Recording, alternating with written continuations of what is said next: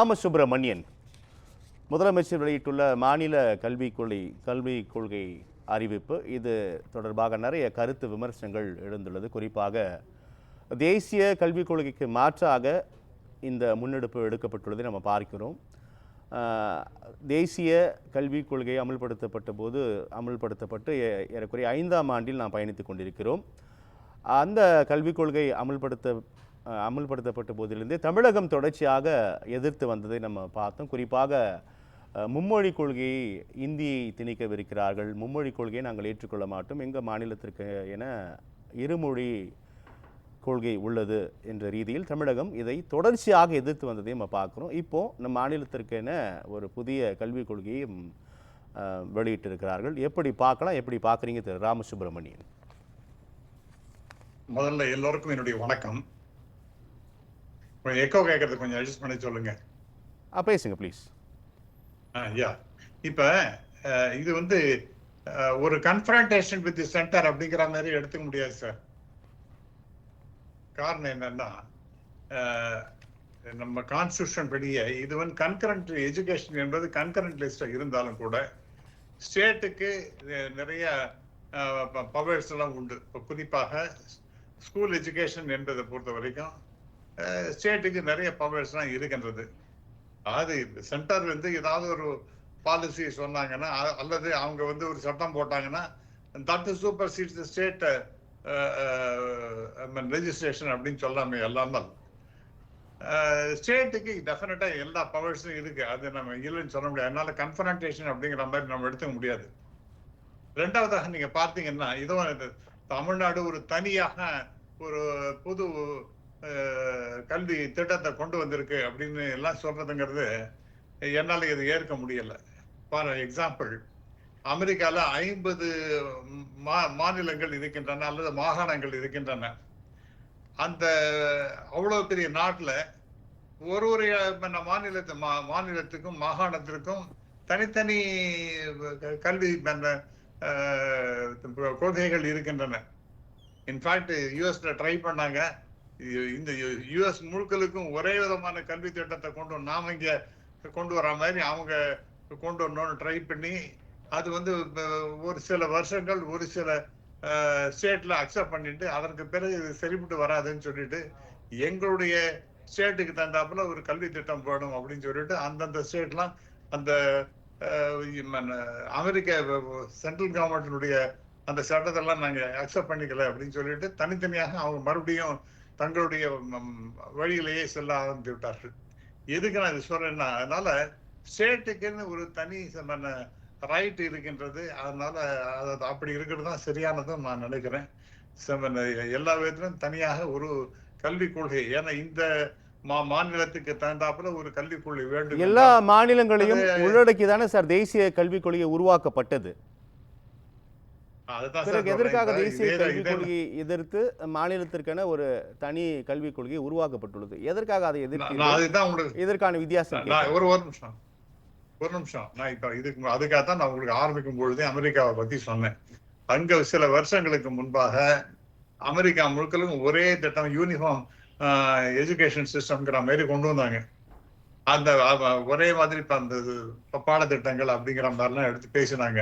கடைசியில் அது வந்து that prove to be failure.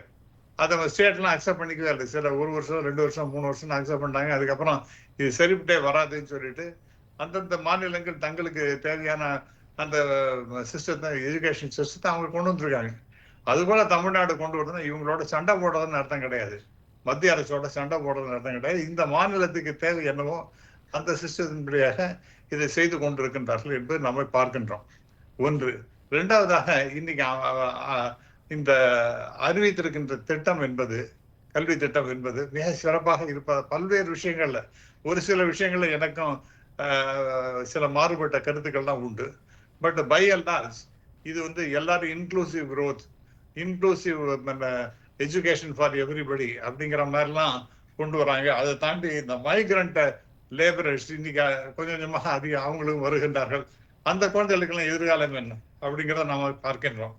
அந்த அந்த அந்த குழந்தைகளையே நாம் விட்டுடக்கூடாது அப்படிங்கிறத பத்தி bilingual and language bridge program particularly for migrant and tribal children அப்படிங்கிற மாதிரி ஒரு கான்செப்ட் கொண்டு வராங்க.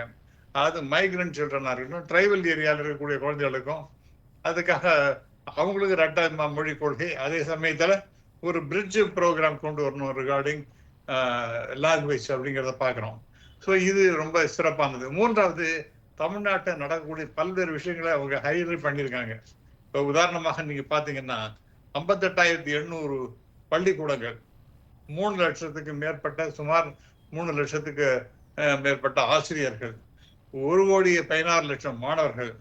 இதுக்கெல்லாம் இந்த ஸ்கூல் பட்ஜெட் மட்டும் எவ்வளவு பாத்தீங்கன்னா 44,042 கோடி. அதாவது டோட்டல் பட்ஜெட்ல 13.7% இதற்காகவே எஜுகேஷனுக்காக ஒதுக்கப்படுது. இந்த அளவுக்கு இந்தியாலே இதையே எடுத்துக்க மாட்டேன்றீங்க. why don't you take it as a outstanding example? எவ்வளவு கல்விக்கு முக்கியத்துவம் தமிழ்நாடு தருகின்றது என்பதை நீங்க பார்க்கணும் இல்லையா? இந்த அளவுக்கு வேற யாருமே எந்த ஸ்டேட்டும் குறுக்கிட்டு தேசிய கல்விக் கொள்கையை எதிர்ப்பதற்கான காரணம் என்பது மும்மொழி கொள்கை என்ற பெயரில் இந்தியை திணிப்பது மட்டும்தானா? வேறு எந்த அடிப்படையில் இதை எதிர்க்கிறீங்க? இப்போ புதிய கல்விக் கொள்கை எதை பேசுகிறது? நீங்க சொல்றதை நான் உள்வாங்கிட்டேன். இருந்தாலும் இந்த கேள்விக்கான பதிலை நீங்க என்ன சொல்லுங்க. சரி, நிச்சயமா. அதாவது உலக அளவிலேயே கூட நீங்க மறுபடியும் கோயிங் பேக் டு யுஎஸ்ஏ, அங்கே எல்லா ஸ்டேட்லயும் 2 மொழி தான் சார் இருக்கு. 3வது நீ ஆப்ஷன்லாம் படிக்கலாம், அது ஒன்றும் தப்பே இல்லை. ஃபார் எக்ஸாம்பிள், என்னுடைய பேரன்கள்லாம் படித்து கொண்டிருப்பது அப்படின்னா எடுத்துட்டீங்கன்னா 2 லாங்குவேஜ். ஒன்று இங்கிலீஷா இருக்கும், அது ஏன்னா தட் இஸ் நேச்சுரல். அடுத்ததாக பாத்தீங்கன்னா அவங்க ஏதாவது ஸ்பானிஷா எடுத்துப்பான், அல்லது இதை பிரெஞ்சா எடுத்துப்பாங்க, இதோ ஒன்று எடுத்துப்பான். பட் 2ஆ தான் இருக்கும். 3வது வேணும்னா ஆப்ஷன்லாம் வீட்டை படிச்சுக்கலாம் யார்ட்டையாவது சொல்லி. அது போல தமிழ்நாட்டை பொறுத்த வரைக்கும் நாம we are not against learning a new language. அதெல்லாம் நம்ம ஒன்று படிக்காத, யாருமே படிக்கக்கூடாது, ஒரு 2 லாங்குவேஜ் தான் படிக்கணும் அப்படின்லாம் ஒன்றும் சொல்லல. அதனால இப்ப தமிழ்நாட்டை எடுத்துட்டீங்கன்னா இன்னைக்கு ஹிந்தி பிரச்சார சபா மூலமாக ஏராளம் லட்சக்கணக்கான குழந்தைகள் ஹிந்தி படித்துக் கொண்டிருக்கின்றார்கள். அதே மாதிரி இன்னைக்கு ஜப்பானீஸ் லாங்குவேஜை கற்றுக்கொண்டிருக்கின்றார்கள், பிரெஞ்சு லாங்குவேஜை கற்றுக்கொண்டிருக்கிறார்கள். இது மாதிரி ஆப்பர்ச்சுனிட்டி அவைலபிள் இன் தமிழ்நாடு. யாருக்கு வேணுமோ அதெல்லாம் படிக்கலாம். ஆனால் 2 மொழி ஸ்கூலை பொறுத்த வரைக்கும் 2 மொழி இருந்தா போறோம்னு அவங்க நினைக்கிறாங்க. I think that is the fair and equitable அப்படின்னு தான் நான் நினைக்கிறேன். நீங்க அதை 3வது மொழி கம்பல் பண்ணி கொண்டு வராதீங்க. அதாவது கேட்டீங்கன்னா உடனே 2 மொழி, 3வது இந்திய மொழி தானே, அப்ப ஏன் நான் ஏன் பிரெஞ்சு படிக்கப்படாது? முன்னாடி அது மாதிரிதான் இருந்தது. ஜெர்மன் லாங்குவேஜ் படிக்கிற மாதிரி ஒரு ஆப்பர்ச்சுனிட்டி இருந்தது. நடுப்புற, அதாவது மிடில் ஆஃப் தி அகாடமிக் இயர்ல அதை ஸ்டாப் பண்ணி அதற்கு பிறகு சம்ஸ்கிருதம் கொண்டு வந்தாங்க. இதெல்லாம் டேஞ்சரஸான இஷ்யூஸ், இதெல்லாம் highly sensitive. For example, you take my case. நான் ஆன்டி இண்டிஜினேஷன் 1965 பார்ட்டிசிபேட் பண்ணுவோம். இட் டசன்ட் மீன் நான் I am against Hindi or Sanskrit. In fact நான் சான்ஸ்கிரிட்னா ரொம்பவும் போற்றுகின்றேன். அது ஒரு உயர்ந்த மொழி தான் நினைக்கிறேன். ஆனால் நீங்க டோன்ட் கம்பல் மீ, என்ன நான் அதை படிச்சுதான் ஆகணும் அப்படிங்கிற மாதிரிலாம் செய்யவே கூடாது. அதான் தமிழ்நாடு சொல்லுகிறது. இதனோடு வேறு கருத்துக்கள் கூட தொடர்கிறது. நீங்க பாலிசி டிசிஷனா, நான் இந்த கருத்து என்பது அதிர்ச்சியாக கூட இருக்கலாம், ஆனா இப்படியான கருத்தும் தொடர்கிறது. பாலிசி டிசிஷன் எடுக்கும் போது ஒரு மொழி கொள்கையே போதுமானது, நீங்க இந்தி தேவை என்றால் படித்துக் கொள்ளுங்கள் என்பது போல ஆங்கிலமும் தேவை என்றால் தேவை கருதி படித்துக் கொள்ளுங்கள், ஒரு மொழி கொள்கையே போதுமானது, இருமொழி கொள்கையை எதற்கு என்ற வாதம் கூட இந்த இந்த விவகாரங்கள் மூலமாக முன்வைக்கப்படுது. இதை எப்படி நம்ம பார்க்கலாம் திரு ராமசுப்ரமணியன் சார்? சார், நீங்க இப்ப மிஸ்டர் தாஸ், நீங்க சொல்றது ரொம்ப இன்ட்ரெஸ்டிங்கான கொஸ்டின் தான். ஏனென்றால் ஃபார் எக்ஸாம்பிள் ஜப்பான்ல எடுத்துட்டீங்கன்னா கிட்டத்தட்ட எல்லா பகுதிகளிலும் இன்னைக்கு ஜப்பானீஸ் லாங்குவேஜ் தான் பேசுறாங்க. இப்ப எனக்கு இன்ஃபேக்ட் 2 வருஷத்துக்கு முன்னாடி ஜப்பான்ல ஒரு யூனிவர்சிட்டியில என்னை இன்வைட் பண்ணியிருந்தாங்க. நான் போயிருந்தேன். அங்க நான் ஆங்கிலத்தை பேசுகின்றேன். உடனே அதை டிரான்ஸ்லேட் பண்றதுக்கு அந்த எவ்வளவு பெரிய சபையில ஏராளமான மாணவர்கள், ஏராளமான பேராசிரியர்கள், எல்லாம் மெத்த படித்தவர்கள், பேரறிஞர்கள் அந்த இடத்துல நான் பேசின உடனே அதை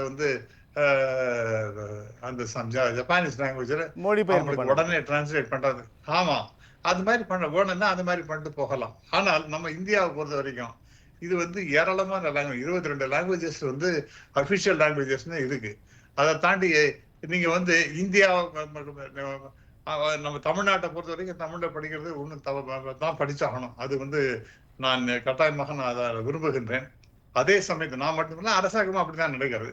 அதே சமயத்துல உலகத்தோடு ஒட்ட ஒழுகல் அப்படிங்கிறதுக்கு இன்னைக்கு ஆங்கிலம் என்பது ரொம்ப ரொம்ப அவசியமாக இருக்கின்றது.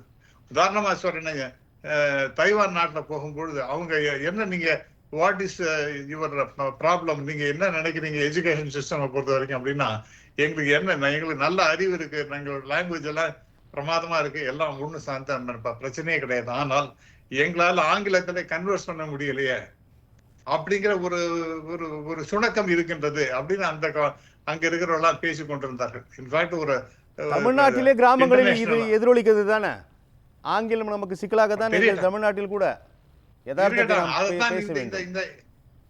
ஒரு நிமிஷம் அதான் இந்த பாலிசி, அதாவது நம்முடைய தமிழ்நாட்டு பாலிசி அட்ரஸ் பண்றது. ஒண்ணு தமிழை கற்றுக்கொள்ளுங்கள், அதே அளவிற்கு ஆங்கிலத்தையும் நீங்க நன்றாக தெரிந்து கொள்ளுங்கள். பேசுவதற்கு கம்யூனிகேஷனுக்கும் நல்லா புரிந்து கொள்வது, பேசுவது, எழுதுவது எல்லாத்திலும் நீங்க 2 லாங்குவேஜஸ்லயும் சிறப்பாக இருக்கணும். அப்பதான் இங்கேயும் பரிமளிக்க முடியும், உலக அளவிலேயே நீங்க வந்து நல்லா கம்யூனிகேட் பண்ணி. இன்ஃபேக்ட் இங்கிலீஷ் தெரிஞ்சதுன்னா மற்ற ஸ்டேட்லயும் கூட நீங்க வந்து நிறைய பேரோட பழகி பேசி உங்களோட காரியத்தெல்லாம் சாதித்து கொள்ள முடியும்.